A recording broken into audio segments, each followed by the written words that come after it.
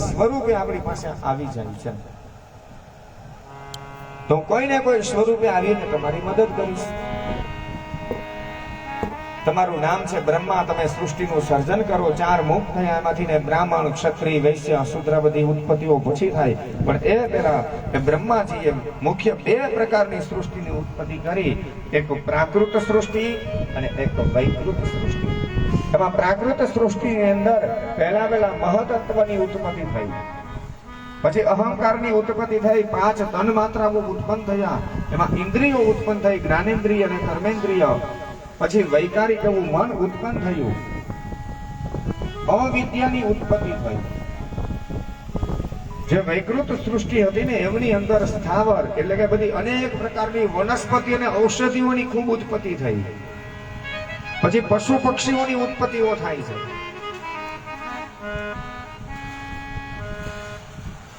આહારની ઉત્પત્તિ થઈ, આહાર, જ્ઞાન, સૂંઘવાનું ભાન, આ બધી ઉત્પત્તિઓ થાય છે. જે પશુ પક્ષીઓની ઉત્પત્તિ થઈ ને એની અંદર કોઈ 1 ખરી, કોઈ 2 ખરી વાળા, કોઈ 5 નખ વાળા આવા જીવોની ઉત્પત્તિ થાય છે. પણ બ્રહ્માજીને એમાં કંઈક ને કંઈક ગુણ અને દોષ દેખાયા છે. બ્રહ્માજીએ મનુષ્યની ઉત્પત્તિ કરી. મનુષ્યના 3 પ્રકારના સ્વભાવ થયા, સત્વગુણ, રજોગુણ, તમોગુણ. આવા જીવોની ઉત્પત્તિ થાય છે. દેવ સર્ગની ઉત્પત્તિ થઈ, પિતૃ સર્ગની, અસુર, ગંધર્વ, આવી બધી ઉત્પત્તિઓ થાય છે. અને બ્રહ્માજીએ પોતાના શરીરમાંથી ઋષિઓને ઉત્પન્ન કર્યા. સનત કુમારોની ઉત્પત્તિ થઈ, માનસી સૃષ્ટિની ઉત્પત્તિ થઈ. એમાં રુદ્રગણ, ભૂતગણ, મુનિગણ આવા બધા બ્રહ્માજી ઉત્પન્ન કરે છે. અને પોતાના શરીરમાંથી ને પોતાના મનમાંથી ને મરીચી નામના ઋષિને ઉત્પન્ન કર્યા. બ્રહ્માજીના આંખમાંથી અત્રિ નામના ઋષિની ઉત્પત્તિ થઈ. બ્રહ્માજીની નાભીમાંથી ને પુલહ નામના ઋષિ ઉત્પન્ન થયા. અને બ્રહ્માજીના હાથમાંથી ક્રતુ નામના ઋષિ ઉત્પન્ન થાય છે. બ્રહ્માજીની ચામડીમાંથી ભૃગુ ઋષિ, પ્રાણમાંથી ને વશિષ્ઠ, બ્રહ્માજીના પગના અંગૂઠામાંથી ને દક્ષ પ્રગટ થયા. એમના ખોળામાંથી દેવર્ષિ નારદની ઉત્પત્તિ થઈ. અને બ્રહ્માજીનો છાંયો હતો એમાંથી ને કરદમ ઋષિને ઉત્પન્ન કર્યા. આ બધા ઋષિઓની ઉત્પત્તિ થાય છે બ્રહ્માજીના શરીરમાંથી ને. એમાં મનુષ્યની ઉત્પત્તિ થઈ. કમળના ફૂલ ઉપર બધા મનુષ્યો રહે છે. બ્રહ્માજીને જ્યારે કંઈક ને કંઈક ખામી દેખાડીને ત્યારે બ્રહ્માજીએ પોતાના જમણા અંગમાંથી એક પુરુષને ઉત્પન્ન કર્યા. એનું નામ છે સ્વયંભૂ મનુ. અને ડાબા અંગમાંથી એક સ્ત્રીની ઉત્પત્તિ કરી. એનું નામ છે શત્રુપા રાણી. શત્રુપા રાણી અને સ્વયંભૂ મનુ એના આપણે બધા સંતાનો થયા. એટલે આપણે કહેવાયા મનુષ્ય. મૂળ આપણે બધા મનુ દાદાના સંતાનો છે.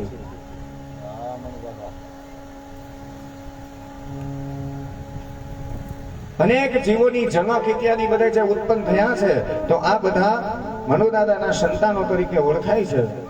અને એ મનુષ્ય બધા કહેવાયા. મનુષ્ય જાણતા ને અજાણતા પાપાચાર કર્મ કરે છે. કોઈ જાણી જોઈને પાપ કરે, કોઈ અજાણતાથી પાપ થાય. અને કમળના ફૂલ ઉપર જ્યારે સ્વયંભૂ મનુ શત્રુપા રાણી રહે છે, પતિ પત્ની તરીકે રહેવાની આજ્ઞા આપી. એમને ત્યાં 3 પુત્રીનો જન્મ થાય છે.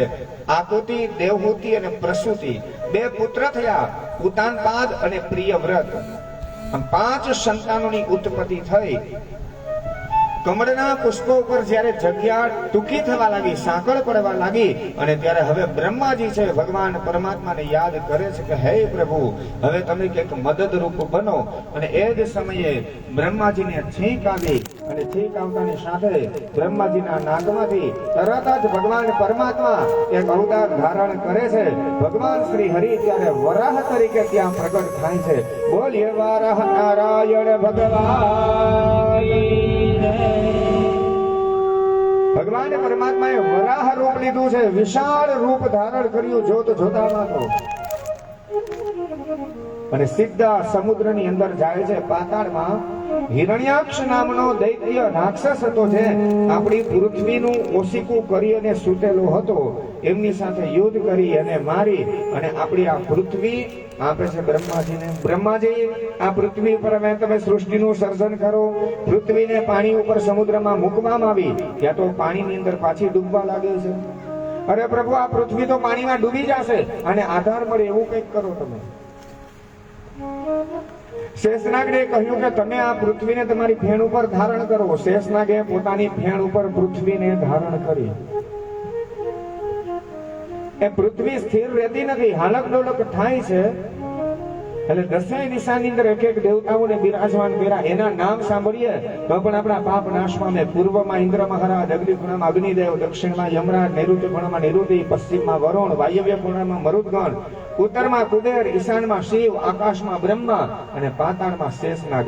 આમ દસેય દિશાની અંદર એક એક દેવતાઓ બિરાજમાન કરી અને આપણી આ પૃથ્વીને સ્થિર બનાવી. ઐરાવત, કુમુદ, પુષ્પદંત, સાર્વભૌમ, સુપ્રતિક, આવા બધા હાથીઓ એક એક ખૂણામાં બિરાજમાન કર્યા. એના ઉપર દેવતાઓ બિરાજમાન થયા અને આ પૃથ્વીના અલગ અલગ વિભાગ કર્યા.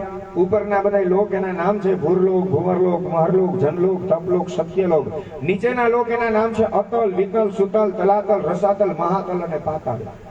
14 લોકની રચના બ્રહ્માજીએ કરી. આખું એનું નામ થયું બ્રહ્માંડ. આ એક બ્રહ્માંડની વાત કરી. આમાં અનેક બ્રહ્માંડની રચના બ્રહ્માજીએ કરી છે. છતાંય બ્રહ્માજી પોતે એમ કહે છે, કરતા હરતા બધું ઈશ્વર છે, હું તો ખાલી માત્ર નિમિત્ત બનું છું. બ્રહ્માજી એમ નથી કહેતા કે આ બધું મેં કરેલું છે. કરતુમ અકર્તુમ અન્યથા કરતુમ, કરતા હરતા તો ઈશ્વર રહેલા છે, મને તો માત્ર નિમિત્ત બનાવેલું.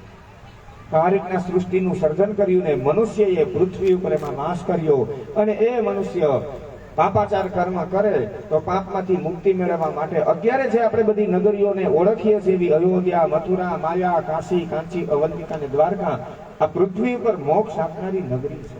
આ જીવ જયારે પાપ કર્મ કરે ને તો ત્યાં જઈને દેવ દર્શન કરવાથી આપણા પાપ ધોવાઈ જાય છે. ગંગા, યમુના, સરસ્વતી, તુંગભદ્રા, કાવેરી, પયોશરી, નર્મદા, ચંદ્રભાગા અનેક નદીઓ બનાવી. નૈમિષારણ્ય, ચંપારણ્ય, દંડકારણ્ય, ગુહ્યારણ્ય, નહુષારણ્ય, અર્બુદારણ્ય, આવા બધા વન છે જેને અત્યારે આપણા બધા નામથી ઓળખીએ. ભગવાન પરમાત્માએ ત્યાં અનેક આવી બધી લીલાઓ કરી છે. તે સ્થાન બધા ખૂબ પવિત્ર છે. હિમાલય, હેમકુટા, રજતકુટા, ઋષિકુટા, ગિરિરાજ, ગિરનાર, રેવતાચલ, આવા બધા પર્વતોની રચના કરી. આ બ્રહ્માજીએ સૃષ્ટિનું સર્જન કર્યું છે. અને એમાં સ્વયંભૂ, મનુ અને શત્રુપા રાણી ની જે 3 દીકરી હતી, આકુતિ, દેવહૂતિ અને પ્રસૂતિ. એમાં દેવહૂતિ નામના જે દીકરી હતા એમની કથા પહેલા કરી છે. દેવહૂતિ નામના જે દીકરી છે ને, સ્વયંભૂ, મનુ અને શત્રુપા રાણી, એમની દીકરી જયારે ઉંમરલાયક થઈ ત્યારે સ્વયંભૂ મનુની ચિંતા વધી છે, મારી દીકરીને હું પરણાવી દઉં.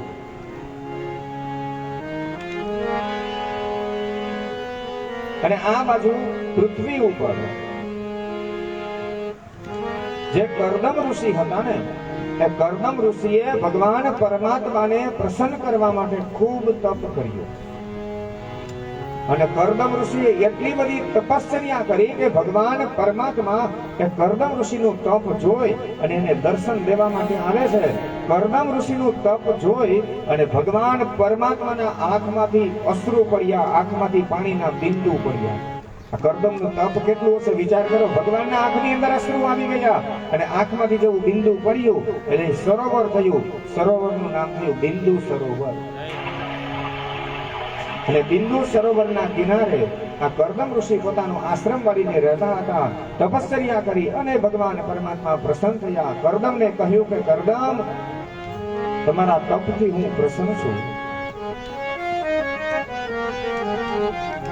જાઓ, હું તમને વરદાન આપું છું, આશીર્વાદ આપું છું કે હું પોતે તમારે ત્યાં પુત્ર તરીકે જન્મ લઈશ. આવું ભગવાને સામેથી આશીર્વાદ આપ્યો. ભગવાન આશીર્વાદ આપી અને અંતર ધ્યાન થયા છે અને સમય વ્યતીત થવા લાગ્યો. કરદમ ઋષિ વિચાર કરે કે ભગવાન પરમાત્માએ એવો મને આશીર્વાદ આપ્યો છે કે ભગવાન પરમાત્મા મારે ત્યાં પુત્ર તરીકે જન્મ લેવાના છે. તો મારે લગ્ન કરવા જોઈએ, લગ્ન કરીશ એટલે અમારે સંતાનો થશે ને ભગવાન પરમાત્મા પુત્ર તરીકે અવતાર લેશે. તો લગ્ન કરવા માટે સારા પત્ની પ્રાપ્ત થાય એટલા માટે પણ કરદમ ઋષિએ ખૂબ તપ કર્યું. સારા પત્નીની પ્રાપ્તિ થાય ને એટલા માટે કરદમ ઋષિ જે મંત્ર બોલ્યા, મંત્ર છે આપણા શાસ્ત્રમાં, કોઈના લગ્ન ન થતા હોય અને આ મંત્રના જો જપ કરે ને તો એમને પત્ની પણ એ પણ કેવા તો કે સદગુણી અને સારા પત્ની એવી એને પ્રાપ્તિ થાય. પત્ની મનોરમામ દેહી મનોવૃત્તાનુસારિણી ધારિણીમ દુર્ગ સંસાર સાગરસ્ય તુલોદ્ભવ. આ મંત્રના જપ કરી દેજો ચાલુ. અને આ જપ કરવાથી શું થાય કે સારા પત્નીની પ્રાપ્તિ થાય. કરદમ ઋષિએ સારા પત્નીની પ્રાપ્તિ માટે આવું તપ કર્યું.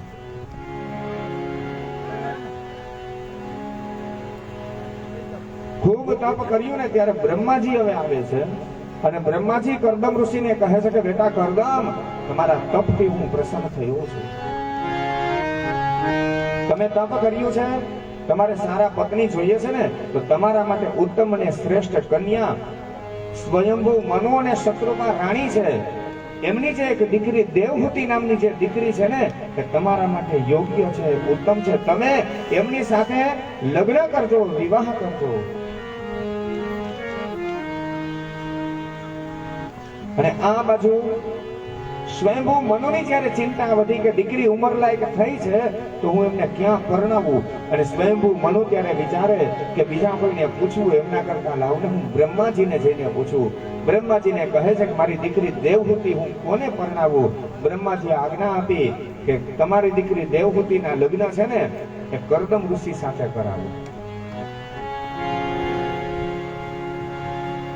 સ્વયંભૂ મનુ શત્રુપા રાણી એક પૃથ્વીનો સત્તાધીશ રાજા છે.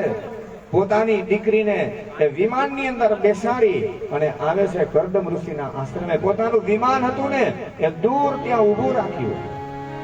એક સામાન્ય માણસની જેમ આજે દીકરીનો બાપ એ આવે છે કરદમ ઋષિના આશ્રમમાં. બ્રહ્માજી અગાઉથી કરદમને કીધેલું હતું કે તમારા આશ્રમની અંદર સ્વયંભૂ મનુ શત્રુપા રાણી આવશે, એની જે દીકરી છે દેવહૂતિ તમારા માટે ઉત્તમ છે. એટલે કરદમને તો ખબર જ હતી કે બસ હમણાં જ દીકરી વાળા આવવા જોઈએ. અને સ્વયંભૂ મનુ અને શત્રુપા રાણીને આવતા જોયા છે. આશ્રમની અંદર પ્રવેશ કર્યો છે, સાથે એમના દીકરી દેવહૂતિ પણ છે. કરદમ ઋષિએ બધાનું સ્વાગત કર્યું છે અને કરદમ ઋષિએ બેસવા માટે બધાને આસન આપ્યા. કરદમ ઋષિ વિચાર કરે કે બ્રહ્માજીને કહ્યું છે બરાબર છે કે સ્વયંભૂ મનુના જે દીકરી દેવહૂતિ છે મારા માટે યોગ્ય છે, ઉત્તમ છે, છતાંય છે કરદમ ઋષિએ દેવહૂતિની પરીક્ષા કરી છે. અને પરીક્ષાઓ કરવી હોય ને તો આવી કરવી.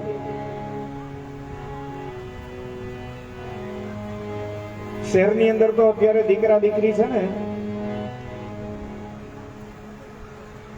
સંબંધ કરવાનો હોય ત્યારે કન્યા પક્ષ વાળા મુરતિયાને જોવા માટે જાય કે વરાજા છે વર પક્ષ વાળા જયારે કન્યાને જોવા માટે જાય ત્યારે કન્યા છે એવા એવા ઇન્ટરવ્યુ લે, પ્રશ્ન પૂછે. વરાજો છે એ વળી કન્યાને પ્રશ્ન પૂછે. એવા એવા ઇન્ટરવ્યુ લે. આપણને તો કાને લગ્ન કરવાના છે, નોકરીએ રાખવાના છે.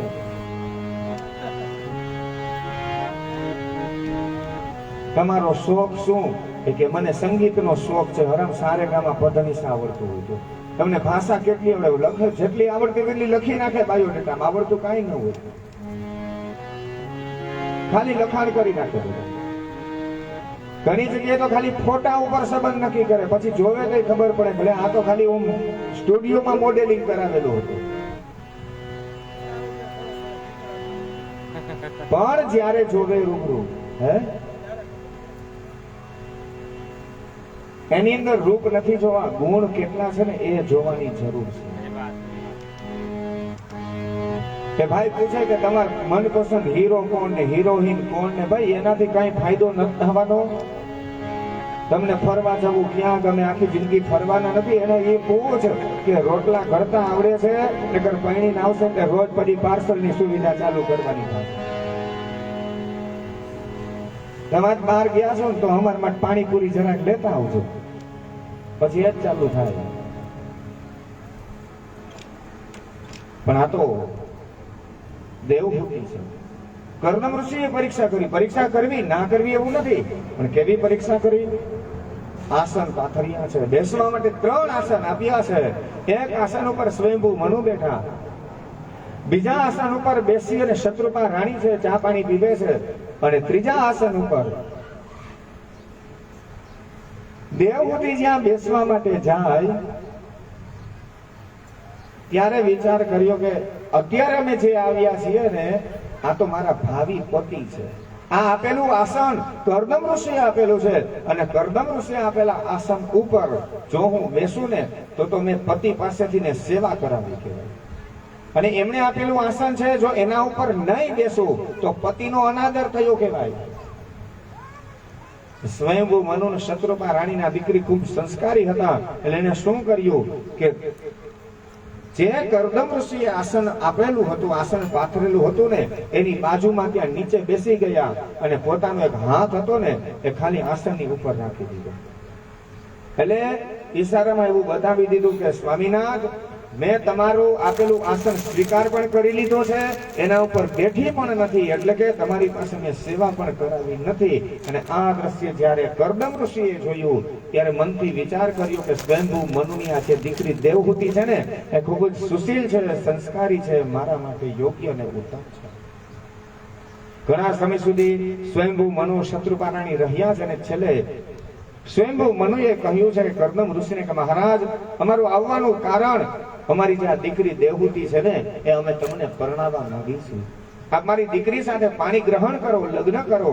અને ત્યારે કર્દમ ઋષિએ કહ્યું મહારાજ, તમારી દીકરી સાથે હું લગ્ન કરું એમાં મારી કોઈ ના નથી, પણ તમે તો આ પૃથ્વીના સત્તાધીશ રાજા છો, અને હું તો એક આશ્રમ જીવનાર, આશ્રમની અંદર જીવન જીવનાર એક યોગી છું, સંત છું. તમારી દીકરી ખૂબ લાડકોડમાં ઉછરીને મોટી થઈ હશે. અહીંયા આશ્રમની અંદર તો એવા કોઈ સુખ અને વૈભવ નથી.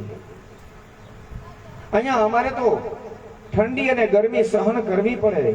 ક્યારેક પાણી મળે, પાણી ન પણ મળે, ક્યારેક જમવાનું મળે તો ક્યારેક જમવાનું ન પણ મળે.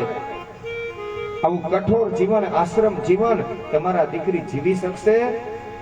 અને આવી બધી વાત જ્યારે કર્દમ ઋષિએ કરી ત્યારે ગમે એમ તો દીકરીનો બાપ છે ને એમણે તરત જ એમના પત્નીની સામે જોયું, શત્રુપા રાણી સામે.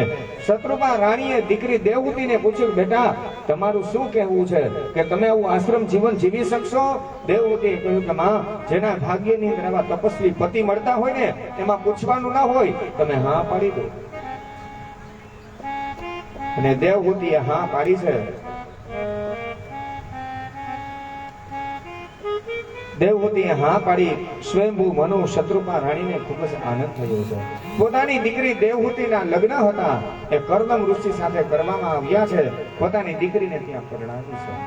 દીકરીનું કન્યાદાન કર્યું. પૃથ્વીનો સત્તાધીશ રાજા હતો ને એ પણ આજે ભાંગી પડ્યો છે.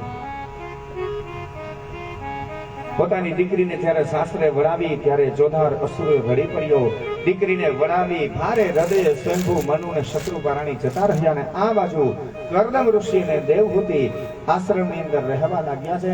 સમય વ્યતીત થયો, અને સમય જતા કર્દમ મહારાજ તો તપની અંદર બેસી ગયા, સમાધિ લગાવી અને સમાધિમાં બેઠા છે. સમય વ્યતીત થવા લગ્નમાં એક વખત કર્દમ મહારાજ તપમાં બેઠા, એમના પીઠ ઉપર એમના વાસામાં ગરમ પાણીના ટીપા પડ્યા. કર્દમ ઋષિ વિચાર કરે કે આકાશની અંદર અત્યારે વીજળી નથી, કોઈ વાદળું વરસાદ તો નથી, અને આ પાણી નક્કી દેવહૂતિ રડે છે, એના આંખના આંસુ છે. જોયા વગર જ કર્દમ ઋષિએ કહી દીધું કે દેવહૂતિ, મને ખબર હતી તમે આશ્રમ જીવન જીવી નહીં શકો. જ્યારે લગ્ન થયા ને ત્યારે જ મેં તમારા પિતાને ચોખવટ કરી હતી. તમે એક રાજાના દીકરી છો, ખૂબ તમે લાડકોડમાં ઉછરીને મોટા થયેલા છો, ત્યાં તમને સુખ અને વૈભવ મળે બધા. આ તો આશ્રમ જીવન છે, તમારાથી આશ્રમ જીવન સહન નહીં થઈ શકે. મેં તમારા પિતાને પહેલા જ કહ્યું હતું, છતાં પણ હજી મોડું નથી થયું. જો તમને રડવું આવતું હોય ને તો તમે તમારા પિતાના ઘરે જઈ શકો છો. અને ત્યારે દેવહૂતિએ કહ્યું, સ્વામીનાથ રડું છું એ હકીકત છે, મારા આંખમાંથી અશ્રુ નીકળ્યા, પણ જરાક આંખ ખોલીને જોવો તો ખરા. મને રડવું એટલા માટે આવે છે કે મને તમારા જેવા તપસ્વી પતિ મળ્યા, પણ હું તમારી કઈ સેવા નથી કરી શકતી. આજે મારું શરીર ધ્રુજે છે, તમે કઈ તપમાં બેઠા, સમાધિ લગાવીને બેઠા, કઈ આજકાલના નથી બેઠા, કેટલાય વર્ષો થઈ ગયા છે. મને વૃદ્ધાવસ્થા આવી ગઈ છે. અને કરદમ મહારાજ આંખ ખોલી દેવહૂતિની સામે જોવે કે તો દેવહૂતિ હતા વૃદ્ધ થઈ ગયા છે, વાળ સફેદ થઈ ગયા છે, શરીર આખું ખડખડી ગયું છે. અને ત્યારે કરદમ ઋષિ વિચાર કરે, ઓહો, આમને શું કર્યું? પણ કાંઈ વાંધો નહીં, મારા તપના પ્રભાવથી તરત જ પોતે માનસિક મંત્રનો પ્રયોગ કરે છે. અને માનસિક મંત્રનો જ્યાં પ્રયોગ કર્યો, અને ત્યાં તો સ્વર્ગમાંથી કામક નામનું જે વિમાન હતું એ વિમાનની યાદ આવી. ઇન્દ્ર મહારાજે પોતાનું કામક વિમાન હતું એ મોકલે છે. અને વિમાનમાં કેટલી અપ્સરાઓ બિરાજમાન છે, સરસ મજાના ગીત ગાય છે.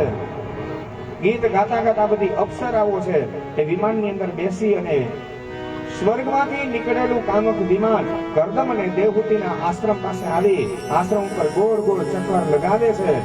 આશ્રમના કિનારે જે બિંદુ સરોવરના કિનારે આવીને વિમાન ઊભું રહ્યું. વિમાનમાંથી ને અપ્સરાઓ નીચે ઉતરે છે અને અપ્સરાઓ બધી એ દેવહૂતિને લઈ જાય છે બિંદુ સરોવરમાં સ્નાન કરાવે છે, ડૂબકી લગાવે. અને જ્યાં બહાર નીકળે ત્યાં તો દેવહૂતિ ફરી પાછા યુવાન બની ગયા. વૃદ્ધાવસ્થા આવી ગયેલી હતી ને, ફરી પાછા યુવાન થયા. આ બધી કથામાં આપણને શંકાઓ પડે એમ કે ખરેખર આવું થતું હશે કે શું સરોવરની અંદર ડૂબકી લગાવે ને વૃદ્ધાવસ્થા હતી અને એમાં પાછા યુવાન થઈ જાય? તો કે આ બધી વસ્તુ એટલા માટે આપણે માનવી પડે કે અત્યારના બહેનો બ્યુટી પાર્લરમાં જાય ને, જ્યારે પાર્લરમાં જાય ત્યારે સ્વરૂપ નોખું હોય, પાર્લરની બહાર નીકળે ને ત્યારે રૂપ બદલી ગયું હોય. જો અત્યારના બહેનો બ્યુટી પાર્લરમાં આ બધું તફાવત કરી શકતા હોય તો ભગવાન પરમાત્માની લીલા છે. એ સ્વર્ગની અપ્સરાઓ છે. અને સ્વર્ગની અપ્સરાઓએ આજે દેવહૂતિને ફરી પાછા યુવાન બનાવ્યા. કરદમ મહારાજે એ જ કામક વિમાનની અંદર દેવહૂતિને બેસાડી અને અનેક તીર્થોની યાત્રાઓ કરી છે, ખૂબ વિતરણ કર્યું, પરિભ્રમણ કર્યું છે. ઘણા સમય સુધી યાત્રાઓ કરી અને ફરી પાછા પોતાના આશ્રમની અંદર આવે છે. આશ્રમની અંદર કરદમ અને દેવહૂતિ રહેવા લાગ્યા છે. અને સમય જતા કરદમ અને દેવહૂતિને ત્યાં એક એક દીકરીઓનો જન્મ થાય છે. 9 દીકરીઓનો જન્મ થાય છે કરદમ અને દેવહૂતિની ત્યાં. અને જે નવધા ભક્તિ કહેવાની દીકરી છે એ ભક્તિનું સ્વરૂપ છે. એટલે મારા ને તમારા જીવનની અંદર જ્યારે પેલા આવી નવધા ભક્તિ આવે ત્યારે જ્ઞાન રૂપી ભગવાન પરમાત્માનું પ્રાગટ્ય થાય છે. ભગવાનનું પ્રાગટ્ય ક્યારે થાય કે જીવનમાં પેલા ભક્તિ હોવી જોઈએ. આ દીકરી છે એ ભક્તિનું સ્વરૂપ છે. તો 9 દીકરીઓનો જન્મ થયો છે ને એમાં કલા નામની દીકરી હતા ને એ મરીચી ઋષિ સાથે પરણાવ્યા છે. અનસુયા નામના દીકરી હતા એ અત્રિ ઋષિ સાથે એમને પરણાવ્યા છે. શ્રદ્ધા નામના દીકરી હતા અંગિરા ઋષિને આપ્યા છે. હવીરભૂ છે પુલત્સ્યને આપ્યા. ગતિ છે પુલહને આપ્યા. ક્રિયા નામની દીકરી હતા એ ક્રતુ નામના ઋષિ સાથે એમના વિવાહ થયા. ખ્યાતિ નામના જે દીકરી હતા એ ભૃગુ ઋષિને આપ્યા. અરુંધતી નામની દીકરી હતી એ વશિષ્ઠને આપી. અને શાંતિ નામની જે દીકરી હતી અથર્વાણ નામના ઋષિ સાથે પરણાવે છે. આમ 9 દીકરીઓના લગ્ન થયા છે. અને મેં કરદમ ઋષિ મહારાજ પણ વિચાર કરે કે નક્કી હવે ભગવાન પરમાત્માએ મને વચન આપેલું હતું કે હું તારે ત્યાં પુત્ર તરીકે અવતાર લઈશ. આજે કરદમ મહારાજ ભગવાન પરમાત્માને વારંવાર યાદ કરે કે હે પ્રભુ, તમે મને વચન આપેલું છે, હવે આપ મારે ત્યાં પુત્ર તરીકે પધારો. અને આ પૃથ્વી પર જ્યારે દિવ્ય વાતાવરણ હતું, શીતલ સુગંધ મંદ બધા પવનો વાય છે, ભગવાન પરમાત્માને પણ થયું કે નક્કી હવે મારે કરદમને આપેલું વચન પૂરું કરવું જોઈએ. મેં વચન આપેલું છે કે હું તમારે ત્યાં પુત્ર તરીકે જન્મ ધારણ કરીશ. તો આજે હવે ચોક્કસ સમય થયો છે. સ્વર્ગના તમામ દેવતાઓને બધાને ખબર પડી કે ભગવાન પરમાત્મા છે, કરદમ અને દેવહૂતિને ત્યાં પ્રગટ થવાના છે. કરદમ અને દેવહૂતિનો જે આશ્રમ હતો ને, આશ્રમ ઉપર બધા દેવતાઓ ગોઠવાઈ ગયા. હાથની અંદર પુષ્પના સુંડલા છે. સ્વર્ગના તમામ ગંધર્વ હતા બધા સંગીતના વાદ્ય લય અને ત્યાં આવી ગયા અને સંગીત વગાડવા લાગ્યા છે.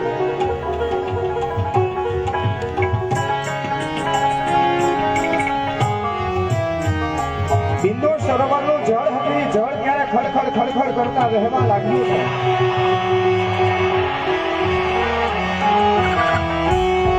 ઋષિઓની સમાધિ આજે તૂટવા લાગી. બ્રાહ્મણોના હૃદયની અંદર આનંદ છે. નમઃ અને સ્વાહાની સાથે યજ્ઞ કુંડની અંદર જે આહુતિ આપે, અગ્નિ એની રીતે પ્રજ્વલિત થવા લાગ્યો અને સુગંધિત ધુવાળો બધો બહાર નીકળવા લાગ્યો છે યજ્ઞ કુંડમાંથી. વૃક્ષની અંદર સરસ મજાના તાજા ફળ ઉગવા લાગ્યા છે, ફૂલ ખીલી ઉઠ્યા છે, દિવ્ય વાતાવરણ બન્યું છે. આ પૃથ્વી પર શીતળ સુગંધ મંદામાં પવનો વાય છે. અને એ સમયે જ્યારે આ પૃથ્વી પર દિવ્ય વાતાવરણ હતું ને, ત્યારે ભગવાન શ્રી હરિ, ભગવાન પરમાત્મા કર્દમ અને દેવહૂતિને ત્યાં કપિલ તરીકે ભગવાન શ્રી હરિ પ્રગટ થાય છે. આકાશની અંદર શંખ ધ્વનિ થયો, દુંદુભીના નાદ થયા, દેવતાઓએ ફૂલની વૃષ્ટિ કરી છે અને બધાએ ભગવાનનો જય જયકાર કર્યો. બોલીએ કપિલ મુનિ ભગવાનની જય. કપિલ મુનિ ભગવાન. કપિલ મુનિ ભગવાનનું પ્રાગટ્ય થયું છે. કર્દમ મહારાજને ખૂબ આનંદ થયો. કપિલ મુનિ ભગવાનને વંદન કરી એમના દર્શન કરીને કર્દમ ઋષિ હતા એ વનની અંદર જતા રહ્યા. ભગવાન પરમાત્માને પ્રાપ્ત કરવા માટે તપ કરવા લાગ્યા છે. અને આ બાજુ માં દેવહૂતિ કપિલ મુનિ ભગવાન પુત્રની સાથે સાથે રહેવા લાગ્યા. લાડકોડથી દીકરાને ઉછેરીને મોટો કરે છે. જ્યારે કપિલ મુનિ ભગવાનની ઉંમર 5 વર્ષની થઈ, માં દેવહૂતિને પોતાના પુત્ર ઉપર એટલો બધો ભાવ છે, એટલો પ્રેમ છે. મારો દીકરો, મારો પુત્ર સતત કર્યા કરે. કપિલ મુનિ ભગવાને વિચાર કર્યો કે મારી માં જો મારા ઉપર આટલો બધો મોહ રાખશે ને તો એને મુક્તિ નહીં મળે. જ્યાં સુધીના મોહનો ક્ષય નહીં થાય ત્યાં સુધી મોક્ષની પ્રાપ્તિ નહીં થાય. અને એક દીકરા તરીકે મારી ફરજ છે, મારી માતાને મારે મુક્તિ આપવી જોઈએ. એમાં એક વખતે દેવહૂતિની પાસે બેસાડીને માને કહ્યું કે માં, તું આટલો બધો છે મારા ઉપર ભાવ રાખે છે, બરાબર છે, પણ અંતે આ જીવાત્માએ પોતાના આત્માનું કલ્યાણ કરવાનું છે. ન તાતો ન માતા ન બંધુર ન દાતા ન મૃત્યુ ન ફરતા ન છાયા ન વિદ્યા ગતિસ્ત્વમ ગતિસ્ત્વમ ત્વમેકા ભવાની. હે માં, કોઈ માં નથી, કોઈનો બાપ નથી, કોઈ ભાઈ નથી, કોઈ બેન નથી. એ તો આપણે બધા કઈક ઋણાનું બંધમાં ભેગા થયેલા છે. તને ખબર છે પૂર્વ જન્મમાં આપણા શું સંબંધ હતા? આ તો બધી ભગવાનની માયા છે. જ્યાં સુધી આ માયા રૂપી પડદો છે ને ત્યાં સુધી એ બધી વસ્તુ સારી છે. બાકી જો એક વખત આ પડદો ઊંચો થઈ જાય તો માં આપણે જીવી શકીએ નથી. અત્યારે તું મને દીકરો દીકરો કરે છે, ખબર છે તને કે આની પહેલા જયારે આપણે ક્યારે ભેગા થયા હશું ત્યારે આપણો શું સંબંધ છે? આ મોહ છોડી દે. અને આ ભગવાનની માયા છે ને એ જ કર્મની ગતિ છે, યાદ રાખજો. અને ભગવાનની ગતિ અતિ ગહન છે, એ જાણવી અતિ અઘરી છે. આપણે જાણી શકતા નથી, અને નથી જાણતા ત્યાં સુધી જ સારું પણ છે. જાણીએ ને તો આપણે જીવી શકીએ એમ નથી. એક નાના એવા ગામની અંદર એક બ્રાહ્મણ, અને બ્રાહ્મણને ત્યાં એક દીકરાનો જન્મ થયો. થોડો જ સમય થયો, માતા પિતાનું મૃત્યુ થયું. ગામના બધા માણસો ભેગા થયા, વિચાર કર્યો કે આ બ્રાહ્મણના દીકરા છે, માતા પિતાનું મૃત્યુ થયું છે, એમનો બીજો કોઈ આધાર નથી. ગામના માણસો બધા ભેગા મળી એ બાળકને ઉછેરી મોટો કરવા લાગ્યા. અને એ બાળક જ્યારે 5 વર્ષનો થયો એટલે ભણવા માટે કાશીની અંદર મોકલ્યો. બ્રાહ્મણનો દીકરો હતો, ગામના માણસોએ ભણવાની વ્યવસ્થા કરી. બ્રાહ્મણના દીકરાને કાશીની અંદર ભણવા માટે મોકલે છે. અને દીકરો વિદ્વાન થયો, વેદ શાસ્ત્ર પુરાણ ઉપનિષદ બધું ભણી અને દીકરો ફરી પાછો પોતાની ઘરે આવે છે, પોતાના ગામની અંદર આવે. ગામના માણસોને ખબર પડી કે આપણા ગામના જે ભૂદેવ, એ બાળક જયારે 5 વર્ષનો હતો ત્યારે આપણે જેને કાશીની અંદર ભણવા માટે મોકલેલો, વિદ્વાન બની ગયો, પંડિત થયો છે અને યુવાન થઈ ગયો છે, ચાલો આપણે બધા એના સામૈયા કરી. તમામ ગામના બધા માણસોએ ભેગા મળીને બ્રાહ્મણના દીકરાના સામૈયા કર્યા છે. સામૈયા કરી અને પોતાનું જે નાનું એવું ઘર હતું ને એ જ ઘરની અંદર બ્રાહ્મણના દીકરા પોતે રહેવા લાગ્યા એ ગામની અંદર. અને ગામની અંદર કોઈ નાનું મોટું કામકાજ હોય તો કામકાજ કરે છે. પરિવારમાં તો બીજું કોઈ હતું નહીં, ત્યારે ગામના માણસો વિચાર કરે છે કે બ્રાહ્મણના દીકરા છે, ખૂબ જ સંસ્કારી છે, યુવાન થયા છે, એમના પરિવારમાં બીજું કોઈ નથી, આ ગામ જ એનો પરિવાર છે. આપણે બધા એક કામ કરીએ, આ બ્રાહ્મણના દીકરાના લગ્ન કરાવી દઈએ. એટલે ગામના બધા માણસો ભેગા મળી બ્રાહ્મણના દીકરાના લગ્ન નક્કી કરે છે.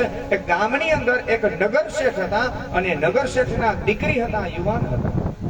એટલે ગામના માણસોએ નગર શેઠને વાત કરી કે બ્રાહ્મણના દીકરા છે, સુશીલ છે, સંસ્કારી છે, તમારી દીકરી પણ યુવાન છે, આપણે તમારી દીકરીના લગ્ન એ બ્રાહ્મણના દીકરા સાથે કરીએ તો? નગર શેઠ સહમત થયા, કાંઈ વાંધો નહીં, દીકરો સુશીલ સંસ્કારી છે તો મારી દીકરી પરણાવી દો. અને બ્રાહ્મણના દીકરાના લગ્ન વાજતે ગાતે નગર શેઠની દીકરી સાથે લગ્ન થાય છે. નગર શેઠની દીકરી એ પણ ખૂબ જ સુશીલ હતી, સંસ્કારી હતી. અને જ્યારે એના ઘરે નગર શેઠ એટલા બધા સંસ્કારી, કોઈ સાધુ સંત મહાત્માઓ આવે ને તો આ નગર શેઠના ઘરે ઉતારો હોય, સત્સંગ કરે. અને જ્યારે સત્સંગ કરે નગર શેઠ તો સત્સંગમાં બેસે, પણ પોતાની બેનપણીઓની સાથે આ દીકરી છે એ પણ સંતોના મોઢેથી સત્સંગની બધી વાતો સાંભળે. આમ નાનપણથી જે દીકરી ખૂબ જ સુશીલ અને સંસ્કારી હતી, આવી દીકરીના લગ્ન એ બ્રાહ્મણના દીકરાની સાથે થાય છે. લગ્ન વિધિ પૂરી થઈ, દીકરી પરણી અને બ્રાહ્મણના દીકરાના ઘરની અંદર સાસરે જતી રહી. બીજો દિવસ થયો, વહેલી સવાર થઈ અને વહેલી સવારમાં આ નગર શેઠના દીકરી, આપણી ઘરે તો ખૂબ સુખ હતું પણ અહીંયા તો નાનું એવું ઘર હતું, પાણી ભરવા માટે કુવા કાંઠે જવું પડે. અને નગર શેઠની દીકરી હાથની અંદર બેડું લઈ, પાણીની હેલ લઈ, માથા ઉપર બેડું લઈ અને જાય છે કુવાની અંદર પાણી ભરવા માટે. કુવામાં પાણી ભરી અને દીકરી ફરી પાછી પોતાના ઘર તરફ, જે પોતાનું ઘર છે, હવે પરણીને જ્યાં આવી છે ત્યાં ધીમે ધીમે આગળ આવે છે. અને એ સમયે બ્રાહ્મણના દીકરા વહેલી સવારમાં ભગવાન પરમાત્માના સંધ્યા વંદન કરે, પૂજા કરે છે.